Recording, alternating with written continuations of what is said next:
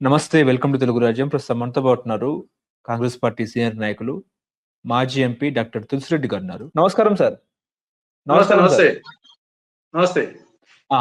ముఖ్యంగా తులసిరెడ్డి గారు ఇప్పుడు మొన్న కలెక్టర్ల సమావేశంలో ఏపీ సీఎం నారా చంద్రబాబు నాయుడు గారు కొన్ని వ్యాఖ్యలు చేశారు. ఆయన ఏమన్నారంటే, మన కూటమి పరిపాలన తీరు మీద దాదాపుగా 51% మంది ప్రజలు సంతృప్తిగా ఉన్నారు అన్నట్టు కూడా ఆయన మాట్లాడారు. అదే విధంగా ఏంటంటే ఆహ్, కూటమి పరిపాలన పనితీరుపై, ఎమ్మెల్యేల పనితీరుపై, మంత్రుల పనితీరుపై ఆయన ఓపెన్ హార్ట్‌గా మాట్లాడినట్టు జరిగిన పరిస్థితి. సో, ఓవరాల్‌గా మీకేమనిపిస్తుంది? నిజంగా కూటమి పరిపాలనలో దాదాపుగా ఏడాదిన్నర కావస్తున్న తరుణంలో 51% మంది ప్రజలు సంతృప్తిగా ఉన్నారా? అసంతృప్తిగా ఉన్నారా? అంటే ఏం చెప్తారు సార్? నేను అనుకోవడము అంత పర్సెంటేజీ సంతృప్తిగా ఉన్నారనుకోవడంలే. ఎందుకంటే మనది వ్యవసాయ ప్రధానమైనటువంటి రాష్ట్రం. కాబట్టి వ్యవసాయం మీద ఎక్కువ ఆధారపడినటువంటి కాబట్టి రైతుల శాతం ఎక్కువగా ఉంటుంది.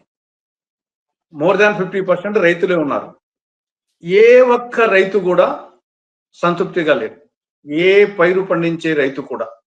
అటు మిర్చి గాని, పొగాకు గాని, టమోటా గాని, ఉల్లి గాని, హార్టికల్చర్ చీని నిమ్మ గాని, సన్న నిమ్మ గాని, మామిడి గాని, అరటి గాని, లేదా పసుపు గాని, ఏ పంట పండించే రైతు కూడా సాటిస్ఫాక్టరీగా లేడు. గిట్టుబాటు ధర లేదు. కాబట్టి వ్యవసాయం అనేది ఒక దండుగానే వాతావరణం వచ్చింది కాబట్టి ప్రధానమైన సెక్షన్ రైతులు వ్యతిరేకంగా ఉన్నారు. కాబట్టి ఆన్నే 50% ఒక్క రైతులు కాన్నే 50% అసంతృప్తిని తెలిపోయింది. ఇక రెండవది ఉద్యోగుల్లో బాగా వ్యతిరేకత ఉంది. అది ఎప్పుడు ప్రజ్వరిల్లుతుందని చెప్పలేం కానీ చాలా వ్యతిరేకత ఉన్నది. ఏది పిఆర్సి విషయం కానీ, మిగతా వాళ్ళకి ఇవ్వాల్సిన అరియర్స్ కానీ, డిఏలు కానీ, కాబట్టి ఉద్యోగుల్లో బాగా వ్యతిరేకత ఉంది. మూడవది ఈ మెడికల్ కాలేజ్ విషయంలో జనరల్గా వచ్చేసి అది ప్రైవేటేషన్. అటు విద్యార్థుల్లో, యువతలో కొంత మేధావుల్లో బాగా వ్యతిరేకత ఉంది. తర్వాత మద్యం పాలసీ, మద్యం ఏరులై పారుతా ఉంది. కాబట్టి నాకు తెలిసి వాళ్ళు చెప్పుకున్నంత సంతృప్తికరంగా లేదు పాలన. Less than 50%. కాకపోతే ఏమంటేదో కొన్ని పెన్షన్స్ వరకు మంచి అభిప్రాయమే ఉంది. అమౌంట్ కూడా ఎక్కువ అమౌంట్ అది కొందరికి అర్హులు ఉన్నప్పటికీ కొందరికి వారు రాలేదు. కానీ ఓవరాల్‌గా వృద్ధుల్లో కొంత పెన్షన్ వల్ల బానే ఉంది. మహిళల్లో కొంతవరకు ఇది యొక్క ఉచిత బస్సు గాని, లేకుంటే 3 గ్యాస్ సిలిండర్లు గాని, కొంత మహిళల్లో వచ్చేసి కొంత పాజిటివ్ ఉంది. వృద్ధుల్లో కొంచెం పాజిటివ్‌గా ఉంది. కానీ ఓవరాల్‌గా రైతుల్లో వ్యతిరేకత ఉంది, ఉద్యోగుల్లో వ్యతిరేకత ఉంది, యువతలోను, మేధావుల్లోనూ వ్యతిరేకత ఉంది. కాబట్టి వాళ్ళు చెప్పినట్టు 51% లేదనేది నా అభిప్రాయం. అంటే ముఖ్యంగా మంత్రుల పనితీరు ఎలా ఉంది సార్? మంత్రుల పనితీరు మీద గూడా, ఎమ్మెల్యేల పనితీరు మీద గూడా అసంతృప్తి వ్యక్తం చేశారు సీఎం గారు అన్నట్టు కూడా మాట్లాడారు. నిజమే అంటారా? అంటే ఒక్కొక్క ఇంటి పెద్ద ఉన్నప్పుడు మన ఇంట్లో వాళ్ళని విధంగా మందలించినట్టు, హెచ్చరించినట్లు ఆయన ఒక పార్టీ పెద్ద, ప్రభుత్వానికి పెద్ద కాబట్టి, వయసులోనే పెద్ద కాబట్టి యాక్చువల్‌గా వచ్చేసి మందలించొచ్చు, జాగ్రత్త పడమని చెప్పొచ్చు. దాని పెద్ద మనం వచ్చేసి ఎంత బాగా చేసినా ముఖ్యమంత్రే వచ్చేసి గతంలో ర్యాంకుల్లో వచ్చేసి ముఖ్యమంత్రికి ఫస్ట్ ర్యాంక్ రాలేదు కదా! ఆ ప్రకారం అయితే ఆయనకి ర్యాంకుల్లో ఎక్కువ వచ్చింది. కాబట్టి ముఖ్యమంత్రికి రాలేదు, లోకేష్‌కి రాదు. ఆయన కూడా ర్యాంకులు వచ్చేసి మిగతా వాళ్ళకి ఎక్కువ వచ్చాయి. కాబట్టి ఇదే సరే ఒక కుటుంబ పెద్దగా ఎప్పటికప్పుడు ఫ్రీక్వెంట్‌గా పరిపాలన గురించి రివ్యూ చేసుకోవడం మంచిదే. ఆ రివ్యూ చేసుకున్నప్పుడు కొన్ని సూచనలు, సలహాలు, కొన్ని హెచ్చరికలు, కొన్ని పెద్దరికంగా మాట్లాడేది తప్పు లేదనిపిస్తుంది. అమరావతి మీదనే చంద్రబాబు నాయుడు గారు దృష్టి పెడుతున్నారు అన్నట్టు మాట్లాడుతున్నారు. కేవలం అమరావతి మీదనే. అంటే ఇటు ఉత్తరాంధ్ర వైపు గాని, లేకపోతే దక్షిణ కోస్తా గాని, లేకపోతే రాయలసీమ వైపు అంత ఫోకస్ చేస్తలేరనేది చర్చ. అదేవిధంగా అమరావతికి భూములు ఇచ్చిన రైతుల్లోనూ తీవ్ర అసంతృప్తి ఉందన్నట్టు కూడా మాట్లాడుతున్నారు. మీరు కూడా అమరావతి వెళ్లారు కాబట్టి. అట్లా ఆ రకంగా ఉందంటారా? ఈ 2 అంశాలు కూడా కరెక్టే. యాక్చువల్‌గా అమరావతి గుడికే చేసింది ఏమీ లేదు. కానీ పొద్దుసం అమరావతి గురించి మాట్లాడము ఆయన గాని, నారాయణ గాని, మిగతా గాని మీడియా వాళ్ళు కానీ అనుకూలమైన మీడియా రాయడంతో ఏమైందంటే మిగతా ప్రాంతం వాళ్ళకు అటు ఉత్తరాంధ్ర కానీ, ఉత్తరాంధ్ర అంటే ఈ లోపల విశాఖపట్నం కూడా పోతున్నారు కాబట్టి కొంచెం తక్కువ ఉందేమో అక్కడ. రాయలసీమ ప్రాంతము, ప్రకాశం, నెల్లూరు ఈ ప్రాంతాల్లో మాత్రము ఇదంతా అమరావతికి దోచిపెడుతున్నాడు. అమరావతి పేరు చెప్పి 63,500 కోట్ల రూపాయలు అప్పు తెచ్చాడు. అది మనం అందరం కట్టాలి కదా! అన్నీ ఆడికేనా? ఆయనకు తప్పనిచ్చి వేరే లేదా? అనేది ఒకటి వాస్తవంగా వచ్చేసి ఈ ప్రాంతం ప్రజల్లో ఉండేది వాస్తవమే. ఈవెన్ వాళ్ళల్లో కూడా టీడీపీ కూటమి కార్యకర్తల్లో కూడా. పోనీ ఆడేమన్నా అమరావతిలో పెద్దగా చేసింది అంటే ఏమీ లేదు మళ్ళా ఆడ వచ్చేసేసి. కానీ ఇవన్నీ మాటల వలన అభిప్రాయం ఇక్కడ నష్టం జరుగుతుంది. అక్కడ మీరు చెప్పినట్లు ఈ యొక్క ల్యాండ్ పూలింగ్ కు మళ్ళా ఫర్దర్ ల్యాండ్ పూలింగ్ కోసము ఆ జీవో ఇవ్వడము పదే చెప్పడంతో ఆల్రెడీ గతంలో భూములు ఇచ్చిన రైతులు ఆల్రెడీ చేతిలో 53,000 ఎకరాలు ఉంది. అటు రైతులు ఇచ్చింది గవర్నమెంట్ది. దానికే ఇంకా వాళ్ళు వచ్చేసి వాళ్ళ ప్లాట్స్ ఎక్కడ చెప్పడం లేదు, లేఅవుట్స్ లేదు, ఇన్ఫ్రాస్ట్రక్చర్ లేదు, వాళ్ళు అమ్ముకునే పరిస్థితి లేదు, బిల్డింగ్స్ కట్టుకునే పరిస్థితి లేదు. వాళ్ళ పరిస్థితి అగమ్య గోచరంగా ఉంటే మళ్ళా వచ్చేసి దాదాపు 44,000 ఎకరాలు మళ్ళా కావాలని చెప్పేసి ప్రయత్నం చేయడం అనేది అక్కడి రైతుల్లో కూడా, రైతులే కాదు అక్కడి ప్రాంతంలో కూడా ఇక్కడ ఏమీ కాలేదు మళ్ళా అదెందుకు అని చెప్పేసి జనరల్ గా ఉంది. ఇది అది అవసరం లేదు. ఎందుకంటే ఇప్పుడు తెలంగాణ సచివాలయం ఉంది. ఎన్ని ఎకరాలు ఉంది? 28 ఎకరాలు. తెలంగాణ సచివాలయము ఉన్నంతలో దేశంలోనే ఒక బ్రహ్మాండమైన సచివాలయము. అది కేవలం 28 ఎకరాలలో కేవలము 616 కోట్లతో నిర్మించడం జరిగింది. పోనీ తెలంగాణలో సచివాలయంతో పాటు రాజ్భవన్, అసెంబ్లీ, హైకోర్టు అన్ని వేసుకున్నా కానీ 300 ఎకరాలు. ఇక్కడ ఆల్రెడీ 54,000 ఎకరాల చేతిలో ఉంటే మళ్ళా 44 ఎకరాలు ఏంటి? ఆల్రెడీ సచివాలయము తాత్కాలిక సచివాలయానికి 1,121 కోట్లు ఖర్చు పెట్టడం జరిగింది. మళ్ళా ఇప్పుడు పర్మనెంట్ సచివాలయానికి 4,600 కోట్లు ఖర్చు పెట్టారంట. తెలంగాణలో పర్మనెంట్ సచివాలయానికి 616 కోట్లు ఖర్చు పెడితే ఇక్కడ తాత్కాలిక సచివాలయానికే 1,121 కోట్లు ఖర్చు పెట్టడం జరిగింది. మళ్ళా మాది బీదర్ రాష్ట్రం చెప్పేసి చెప్పడం. కాబట్టి అమరావతి విషయంలో అది అందరము వచ్చేసి అన్ని పార్టీల వాళ్ళం కూడా అది సెంట్రల్ ప్లేస్ ఉంది కాబట్టి అంతవరకు లొకేషన్ వరకు ఎవరికి ఇబ్బంది లేదు. ఆల్రెడీ కట్టినారు కాబట్టి. కానీ ఇంకా అదే 14 స్థానం ఉంటే ఇంకా దప్పని చేసి ఏం లేనట్టుగా ప్రయత్నం ఆ యొక్క అట్మాస్ఫియర్ క్రియేట్ చేస్తున్నారు.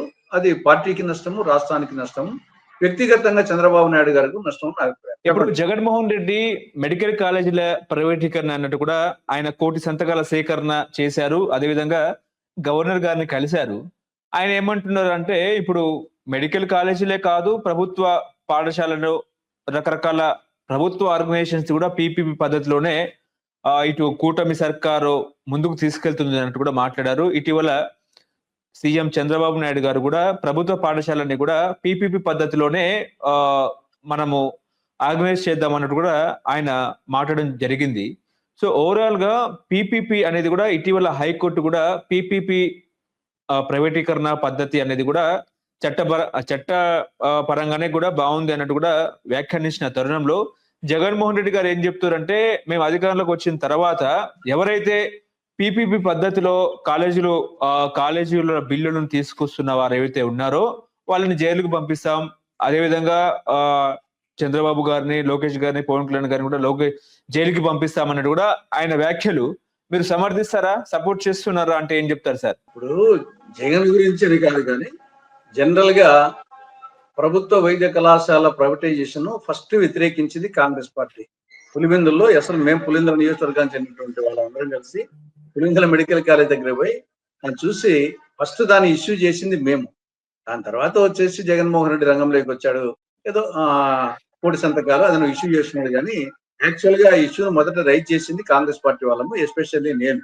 కాబట్టి ఇక్కడ మేము ఎందుకు వ్యతిరేకిస్తున్నామంటే ఈ యొక్క ప్రభుత్వ వైద్య కళాశాల ప్రైవేటైజేషన్ జనరల్ గా ప్రత్యేకంగా అన్నిట్లో పీపీపీని వ్యతిరేకించడం లేదు, స్పెసిఫిక్ గా వ్యతిరేకిస్తున్నాం. వైద్య కళాశాలకు సంబంధించి ఇక్కడ పీపీపీ అంటే ఇది పబ్లిక్ ప్రైవేట్ పార్ట్నర్షిప్ అనేది, ఇది ప్రైవేటైజేషన్ కు ముద్దు పేరు. అమ్మను మమ్మీ అన్నట్లు, నాన్నను డాడీ అన్నట్లు, కుక్కను సునకం అన్నట్టు ఇది ప్రైవేటైజేషన్ కు మారు పేరు తప్ప ఇది వేరేది కాదని మా అభిప్రాయం. ఇక్కడ ప్రభుత్వ వైద్య కళాశాలను ప్రైవేట్ పరం చేయడము అనేది ఒకటి విద్యార్థుల కోణంలో ఆలోచిస్తే ఇది పేద విద్యార్థులు వైద్య విద్యకు దూరం అవుతారు. రెండవది రోగుల కోణంలో ఆలోచిస్తే పేద రోగులు ఉచిత వైద్యానికి సంబంధిత ఆసుపత్రుల్లో దూరం అవుతారు. మూడవది వచ్చేసి ఇది ప్రతిభకు పాడే కట్టడము, తర్వాత డబ్బుకు పసిడికి పట్టాభిషేకం చేయడము. ఈ 3 విషయాలతో మేము వ్యతిరేకిస్తున్నాము. ఈవెన్ ఎన్టీ రామారావు గారు కూడా ఈ యొక్క వైద్య విద్యలో ప్రైవేటేషన్ క్యాపిటేషన్ ఫీజును ఆనాడే వ్యతిరేకించడం జరిగింది, ఎన్టీ రామారావు గారు క్యాసెట్స్ చూస్తే. కాబట్టి మేము ఆల్రెడీ కొన్ని వైద్య కళాశాలలు అడ్వాన్స్డ్ స్టేజ్లు ఉన్నాయి. ఇప్పుడు పులివెందుల మెడికల్ కళాశాల అది ఆల్మోస్ట్ పూర్తి అయిపోయింది. ఆ మెడికల్ కళాశాల భవనాలు మాత్రం 80% అయినాయి. మిగతా ఆసుపత్రి 100% అయింది. నర్సింగ్ కళాశాల 100% అయింది బిల్డింగ్స్. మిగతా ఇన్ఫ్రాస్ట్రక్చర్ అయింది, క్వార్టర్స్ అయినాయి. అక్కడ నేషనల్ మెడికల్ కమిషన్ వాళ్ళు వచ్చి వాళ్ళు పరిశీలించి అక్కడ కాలేజీ జరపచ్చు అని చెప్పేసి వాళ్ళు 50 MBBS సీట్లు 2024-25కే, ఈ సంవత్సరం కాదు పోయిన సంవత్సరానికే వాళ్ళు కేటాయించడం జరిగింది. ఈ ప్రభుత్వము మాకు వద్దని చెప్పి రావడం జరిగింది. కానీ నేషనల్ మెడికల్ కమిషన్ వాళ్ళు వచ్చి చూసి శాంక్షన్ చేసినంత అర్థం ఏముంది, అన్నీ ఉన్నట్టే కదా. కాబట్టి ఆ విధంగా మొత్తం ఈ కళాశాలన్నింటినీ 10 కళాశాలను పూర్తి చేయాలని ఎంత అవుతుంది? 5,000 కోట్లు. కాబట్టి డబ్బు లేదు అనడము అది కూడా కరెక్ట్ కాదు. ప్రభుత్వం ఏమంటుంది, మా దగ్గర నిధులు లేవంటుంది. ఈ 10 కళాశాలకు కలిసి ప్రజెంట్ పరిస్థితిలో 5,000 కోట్లు కావాలి. మీకు రాష్ట్ర బడ్జెట్ ఈ ఒక్క సంవత్సరానికే 3,22,000 కోట్ల రూపాయలు. కాబట్టి ఆ అమౌంట్ లో ఈ నథింగ్. దానికి తోడు నాబార్డ్ ఆల్రెడీ ఎంఓయూ చేసుకున్నది మేము ఇస్తామని చెప్పేసి. కాబట్టి డబ్బు లేదు అనేది ఇష్యూ కాదు. కాబట్టి ఈ యొక్క ప్రభుత్వ వైద్య కళాశాలను ప్రైవేట్ పరం చేయడం అనే దాన్ని కాంగ్రెస్ పార్టీ తూతన్నైలు వ్యతిరేకిస్తుంది. మేము చెప్తున్నాము, మేము అధికారంలోకి మేము వాళ్ళని జగన్మోహన్ రెడ్డి మాట్లాడిన మాటలు మేము మాట్లాడడం కానీ జీవో 590 అంటే ఈ 10 ప్రభుత్వ వైద్య కళాశాలను ప్రైవేట్ పరం జారీ చేసిన జీవో 590ని మేము కూడా వచ్చేసి దాన్ని పరిశీలించి రద్దు చేస్తాం. ఓకే, కానీ జగన్మోహన్ రెడ్డి మళ్ళీ మేము అధికారంలోకి వస్తామన్న వ్యాఖ్యల్ని సమర్థిస్తారా అనేది చర్చ. నాకు తెలిసి ఆయన అధికారానికి వచ్చే పరిస్థితి ఉండదు. అయిపోయింది, ఆయన చాప్టర్ అయిపోయింది. ఏదో వచ్చేసి 2019లో ఒకసారి అవకాశం ఇచ్చారు. ఆయన దాన్ని చేతులారా వచ్చేసి కాల్దనుకున్నాడు. కాబట్టి ఇంకా అతని పరిపాలన చూసిన తర్వాత 2019-24 వరకు ఈ రాష్ట్రాన్ని అప్పుల ఆంధ్రప్రదేశ్, అరాజక ఆంధ్రప్రదేశ్, అవినీతి ఆంధ్రప్రదేశ్, మధ్యాంధ్రప్రదేశ్, డ్రగ్ ఆంధ్రప్రదేశ్, గంజాయి ఆంధ్రప్రదేశ్, బూతుల ఆంధ్రప్రదేశ్ ఇవన్నీ చూసినాక ఆయనతో అవసరం ఏముంది? ఏదో ఒకసారి ఇచ్చారు రాజశేఖర రెడ్డి కొడుకు. అయిపోయింది, ఇంకా చాప్టర్ అయిపోయింది. ఇంకా జగన్మోహన్ రెడ్డి మళ్ళా వచ్చేది అవకాశాలు ఏమున్నా మళ్ళా ఇండియా కూటమికి. మేము ఇంకా చాలా వీక్ గా ఉన్నది వాస్తవమే, కానీ ఆ పరిస్థితులు మాకే ఉంటాయి. తులసిరెడ్డి గారు, ఇప్పుడు జగన్మోహన్ రెడ్డి వ్యాఖ్యలకి కౌంటర్ ఇస్తూ నిన్న పవన్ కళ్యాణ్ గారు కొన్ని వ్యాఖ్యలు చేశారు, డిప్యూటీ సీఎం గారు. ఆయన ఏమన్నారంటే యోగి ఆదిత్యనాథ్ గారి లాంటి పాలన తీసుకురావాలంటారా, ఏపీలో యూపీ ట్రీట్మెంట్ అవసరం అన్నట్టు కూడా ఆయన వ్యాఖ్యలు. కాలుకు కాలు కీలుకు కీలు మాకు ఒక రౌడీ లెక్కన నక్సలిజాన్ని అంతం చేశామన్నట్టు కూడా ఆయన మాట్లాడారు. ఏం చెప్తారు సార్, ఏపీలో యూపీ లాంటి పాలన అవసరమా? ఇప్పుడు ఒక సామెత ఉంది, అంటే దాన్ని యాజ్ ఇట్ ఈజ్ గా కాదు, మురిగే కుక్క కరవదు, కరిసే కుక్క మొరగదు. మురిగే కుక్క కరవదు, కరిచే కుక్క మొరగదు. నేను యాజ్ ఇట్ ఈజ్ గా తీసుకొని చెప్పండి. అది మీరు అధికారంలో ఉన్నారు, మీరు అన్లాఫుల్ యాక్టివిటీస్, చట్ట వ్యతిరేక కార్యక్రమాలు ఎవరు చేసినా మీరు చర్య తీసుకొని చూపించాలి. కానీ ఇవన్నీ ఊరిక మాటలు తప్ప ఉత్తర్ కుమార ప్రగల్భాలు అంతే తప్పని చేసి ఈ సంక్రాంతి పండుగ రోజు పిట్టల దొరలు ఉపన్యాసాలు ఇస్తుంటారు, పిట్టల దొర మాటలు మాట్లాడుతుంటారు. ఇవన్నీ పిట్టల దొరల వ్యాఖ్యలు, ఉత్తర్ కుమార ప్రగల్భాలు తప్ప ఇవన్నీ. నువ్వు గవర్నమెంట్ లో ఉన్నావు, నువ్వు ప్రతిపక్షం ఉన్నప్పుడు అర్థం ఉంది. నువ్వు గవర్నమెంట్ లో ఉండి నువ్వు డిప్యూటీ చీఫ్ మినిస్టర్ గా ఇట్లాంటి మాట్లాడేందుకు చేతల్లో చూపించు. జగన్మోహన్ రెడ్డి కానీ ఇంకోరు కానీ రౌడీలు కానీ నువ్వు వచ్చేసి అదేదో చట్టపరిధిలో చూపించు. చేత కాకపోయేది ఊరిక ఈ మాటలన్నీ చేతగానే మాటలు తప్పని చేసి ఇవేం కాదని నా అభిప్రాయం. ఓకే, ఇప్పుడు జగన్మోహన్ రెడ్డి వ్యాఖ్యలకి కూడా ఇటు నారా లోకేష్ గారు కూడా కౌంటర్ ఇచ్చారు. ఆయన ఏమన్నారంటే వైసీపీ నాయకులకు ముందుంది మొసళ్ళ పండుగ, మళ్ళీ ఆయన రెడ్ బుక్ గురించే ప్రస్తావన తీసుకొచ్చారు. ఇప్పుడు ఎర్ర బుక్ లో 3 పేజీలు ఓపెన్ చేశాను, ఇంకా చాలా పేజీలు ఓపెన్ చేయాల్సి ఉంది. మీకు రప్పరప్ప తెలిస్తే మాకు కూడా రెడ్ బుక్ తెలుసు, that is the power of red book అన్నట్టు కూడా నారా లోకేష్ గారు మాట్లాడారు. ఈ రెడ్ బుక్ గురించి ఏం చెప్తారు? మళ్ళీ ఇందులో హిస్టరీ ఉందా, లేక మిస్టరీ ఉందా? వైసీపీ నాయకుల చరిత్ర గురించి ఏం చెప్తారు? ఏం లేదు, వచ్చేసి ఊరికి చేతగాని మాటలు తప్పనిచ్చేసి ఇది పని చేసే చెప్తే కదా దానికి ఇదే సామెత మళ్ళా చెప్పింది. ఈయన గుడక పవన్ ఏం చెప్పాను, ఇది గుడక మురిగే కుక్క కరవదు, కరిసే కుక్క మొరగదు. కాబట్టి కార్యసాధకుడు చేసి చూపిస్తాడు. ఆ మిగతా వాళ్ళు వచ్చేసి ఊరికి మాటలు మాడుతుంటారు. అల్పుడెప్పుడు పలుకు ఆడంబరగాను, సజ్జనుండు పలుకు చల్లగాను, కంచు మురుగునట్టు కనకంబు మురుగున. కాబట్టి కంచు మోగుతా ఉంటుంది అంతే. గంగ పారుచుండు కదలని గతి తోడ, మురికి పారుచుండు మోత తోడ. గంగ పారుచుండు కదలని గతి తోడ, మురికి పారుచుండు మోత తోట. సజ్జనుడు వచ్చినట్టు అదముడు అరవగలేడు, విశ్వదాభిరామ వేమని వేమన ఎప్పుడో ఇటువంటి వాళ్ళని చెప్పాడు. కాబట్టి చేసేవాళ్ళు, పని చేసేవాళ్ళు చేసి చూపించాలి తప్పని చేసి నిజంగా చట్టం పరిధిలో, రాజ్యాంగ పరిధిలో ఇవన్నీ ఊరిక చేతగాని మాటలు అంతే. అంత మించి దీని గురించి పెద్దగా సీరియస్ గా తీసుకోవాల్సిన అవసరం లేదు. అది కూడా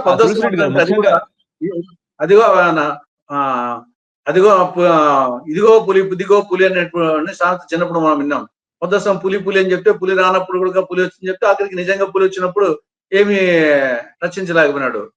ఆ విధంగా వీళ్ళు వచ్చేసి చేసేదిలే పెట్టేదిలే ఊరికి మాటలు మాడుతున్నారు ఇద్దరు.